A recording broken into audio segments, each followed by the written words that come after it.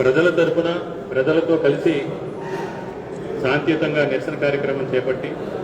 ఏ రంగాల్లో అన్యాయం చేశారు, ఏ రంగాల్లో సేవలకు సంబంధించి ప్రజలు ఇబ్బంది పడుతున్నారని కలెక్టర్లకి, స్థానికంగా ఉన్న ఆర్డీఓలకి కూడా వినతిపత్రం సమర్పించడం జరుగుతుంది. అందులో భాగంగా ఈరోజు విశాఖపట్నం జిల్లాకు సంబంధించి 6 నియోజకవర్గాలకు సంబంధించిన ముఖ్య నాయకులతోని, సమన్వయకర్తలతో అందరితో కూడా సమీక్ష సమావేశం నిర్వహించి ఈరోజు ఈ కార్యక్రమాన్ని ఏ విధంగా ముందుకెళ్లాలని చర్చించడం జరిగింది. ముఖ్యంగా ఈ రాష్ట్ర విభజన, ఆంధ్రప్రదేశ్ రాష్ట్ర చరిత్రను చూసుకుంటే గతంలో 2014లో ఏ విధంగా అయితే బీజేపీ, జనసేన, తెలుగుదేశం పార్టీ కూటమి అధికారంలోకి రాకముందు 600కు పైగా హామీలు ఇచ్చి అధికారంలోకి వచ్చిన తర్వాత హామీలు అమలు చేయడంలో, ప్రజలకు సంక్షేమాన్ని అందించడంలో, ప్రజలకు ఉచిత విద్యను అందించడంలో, ప్రజలకి ఆరోగ్య రక్షణ కల్పించడంలో, ఆంధ్రప్రదేశ్ రాష్ట్రాన్ని అభివృద్ధి చేయడంలో విఫలం చెంది ప్రజల తిరస్కరణకు గురయ్యారని మనందరికీ కూడా తెలిసిందే. ముఖ్యంగా 2019లో వైఎస్ఆర్ కాంగ్రెస్ పార్టీ అధికారంలోకి వచ్చిన తర్వాత ఎన్నికలకు ముందు జగన్మోహన్ రెడ్డి గారు ఆనాటి ప్రతిపక్ష నేతగా ప్రజా సంకల్ప యాత్ర ద్వారా పాదయాత్ర చేసి ఆ పాదయాత్రలో ప్రజలందరితోనూ కూడా మమేకమై వారి సమస్యలు తెలుసుకుని ఎలాంటి కార్యక్రమాల ద్వారా ఈ రోజు ఈ రాష్ట్రంలో పేదరికాన్ని నిర్మూలించగలుగుతాం,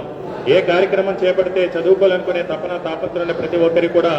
ఉన్నత విద్యావంతులు చేయగలుగుతాం, ఏ కార్యక్రమం చేయగలిగితే ప్రతి ఒక్కరికి కూడా ఆరోగ్య భద్రత కల్పించగలుగుతాం, ఏ కార్యక్రమం ద్వారా మహిళా సాధికారిత సాధించగలుగుతాం అని ఆ రోజు జగన్మోహన్ రెడ్డి గారు మేనిఫెస్టోను రూపొందించడం, ఆ మేనిఫెస్టోని ఒక భగవద్గీతగా, ఒక బైబుల్గా, ఖురాన్గా భావిస్తానని ఆయన ఇచ్చే మాట ఇవ్వటం, ఇచ్చిన మాటకి కట్టుబడి 2019లో వైఎస్ఆర్ కాంగ్రెస్ పార్టీ అధికారంలోకి వచ్చిన తర్వాత అధికారం చేపట్టిన మొట్టమొదటి సంతకం వృద్ధాప్య పెన్షన్ల వయసు 65 సంవత్సరాల నుంచి 60 సంవత్సరాలు తగ్గించి 60 సంవత్సరాల నుంచి వర్తించే విధంగా చేసిన తొలి సంతకం దగ్గర నుంచి మొదటి సంవత్సరంలోనే అమ్మఒడి కానీ, విద్యాదీవెన కానీ, విద్యాకానుక కానీ, వసతి దీవెన కానీ, అంతేకాకుండా ఆరోగ్యశ్రీలో ఉన్న 1000 ప్రొసీజర్స్ ని 3000 ప్రొసీజర్స్ వరకు తీసుకెళ్లే కార్యక్రమం కానీ, 5 లక్షల ఆదాయం ఉన్న వారికి ఆరోగ్యశ్రీ పథకం వర్తించే కార్యక్రమాన్ని కానీ జగన్మోహన్ రెడ్డి గారు చేపట్టడం, అదేవిధంగా రైతు భరోసా కానీ ఆ రోజు జగన్మోహన్ రెడ్డి గారు ఆ విధంగా పెద్ద ఎత్తున సంస్కరణలు తీసుకొచ్చి ముఖ్యంగా నిజాయితీగా, నిష్పక్షపాతంగా, అవినీతి రహితంగా, పార్టీలకు అతీతంగా సంక్షేమ పథకాలనే ఉద్దేశంతో ఆయన తీసుకొచ్చిన సచివాలయ వ్యవస్థ కావచ్చు, గ్రామాల ఆర్బీకేలు కావచ్చు, ఈ విధంగా జగన్మోహన్ రెడ్డి గారు ఇచ్చిన మాటకి కట్టుబడి సంక్షేమం అంటే ఈ విధంగా చేయాలి, పేదవారి అభ్యున్నతి సాధించే విధంగా కార్యక్రమాలు రూపొందించడం అంటే ఆంధ్రప్రదేశ్ రాష్ట్రాన్ని చూసి ఆదర్శంగా తీసుకోవాలనే విధంగా జగన్మోహన్ రెడ్డి గారు సుపరిపాలన అందిస్తే జగన్మోహన్ రెడ్డి గారు చేసే ప్రతి కార్యక్రమాన్ని కూడా న్యాయ వ్యవస్థలో ఉన్న లొసుగుల్ని ఆసరాగా చేసుకుని ప్రతి కార్యక్రమాన్ని కూడా గతంలో చంద్రబాబు నాయుడు గారు అడ్డుకునే ప్రయత్నం చేయడం జరిగింది. చంద్రబాబు నాయుడు గారు కానీ, చంద్రబాబు నాయుడు గారు వెనుకున్న పచ్చ మీడియా కానీ ఆ రోజు పెద్ద ఎత్తున తప్పుడు కథనాలతో, అబద్ధపు కథనాలతో ప్రజల్ని మభ్యపెట్టి ప్రజల్ని తప్పుదోవ పట్టించే విధంగా ఏ విధంగా ముందుకు సాగిందో తెలుసు. ముఖ్యంగా 2024 ఎన్నికలకు ముందు ఈ రాష్ట్రానికి 14 లక్షల కోట్ల అప్పులు ఉన్నాయి. జగన్మోహన్ రెడ్డి గారి పెద్ద ఎత్తున అప్పులు చేశారని దుష్ప్రచారం చేసిన ఈ కూటమి నాయకులు ఎన్నికల సమయంలో అబద్ధపు హామీలతో, అబద్దాలతో, అసత్యాలతో ఒక అమలు కాని మేనిఫెస్టోను రూపొందించి ప్రజల్ని నమ్మించి ప్రజల్ని మోసం చేసి అధికారంలోకి వచ్చిన తర్వాత ఈ రోజు ఏడాది కాలం పూర్తయినా సరే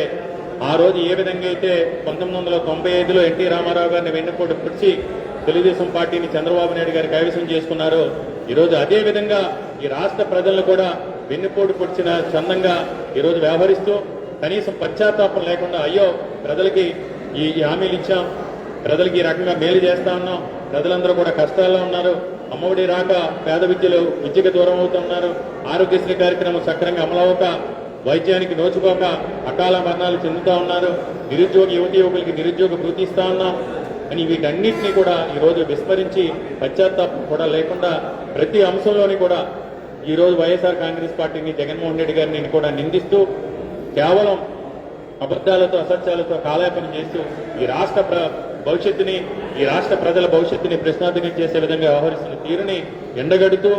గత ప్రభుత్వ హయాంలో మేము ఏమేలు చేశాం, ఈరోజు చంద్రబాబు నాయుడు గారు ఏ విధంగా ఏ పథకాలు ఇస్తా అన్నారు, సూపర్ 6 అన్నారు, సూపర్ 7 అన్నారు, వాటిని ఏ విధంగా ఈరోజు నిర్లక్ష్యం వహించారు అని ప్రజలందరినీ కూడా చైతన్యపరిచే విధంగా రేపు జూన్ 4వ తారీఖు విశాఖపట్నానికి సంబంధించి ఈ నిరసన కార్యక్రమం చేపడుతూ ఉన్నాం. ఈ సందర్భంగా అందరినీ కూడా ఎవరైతే ఈ ప్రభుత్వం వల్ల నష్టపోయారో, ఈ ప్రభుత్వం వాగ్దానాలను నమ్మి మోసపోయారో, ఎవరైతే ఈ ప్రభుత్వం ద్వారా నిర్లక్ష్యానికి గురయ్యి వెనకబాటుతనానికి గురవుతున్నారో వారందరినీ కూడా కలుపుకొని చైతన్యపరిచి, ముఖ్యంగా ఉత్తరాంధ్ర ప్రాంతానికి సంబంధించి ఈ రోజు ఎన్నికలు జరిగి 12 ప్రభుత్వం అధికారంలోకి వచ్చి 12 నెలలు కావస్తోంది. ఈ 12 నెలల కాలంలోని కూడా ఉత్తరాంధ్ర ప్రాంతం మీద, విశాఖపట్నం మీద సవితి ప్రేమ చూపించి ₹1 కోటి కూడా ఈ రోజు రాష్ట్ర ప్రభుత్వ ప్రజా నుంచి ఈ ప్రాంతాన్ని కేటాయించకుండా ఈ ప్రాంత అభివృద్ధిపై వివక్ష చూపిస్తున్న తీరును కూడా ఎండగడుతూ రేపు జూన్ 4వ తారీఖున జిల్లా పరిషత్ జంక్షన్ దగ్గర నుంచి పెద్ద ఎత్తున ర్యాలీగా తరలివెళ్లి కలెక్టర్ గారికి శాంతియుతంగా వినతిపత్రం సమర్పించడం జరుగుతుంది. కాబట్టి మీడియా మిత్రులు, మీడియా ద్వారా విశాఖపట్నంలో సంబంధించి ప్రతి ఒక్కరూ కూడా ఈ ప్రభుత్వం చేస్తున్న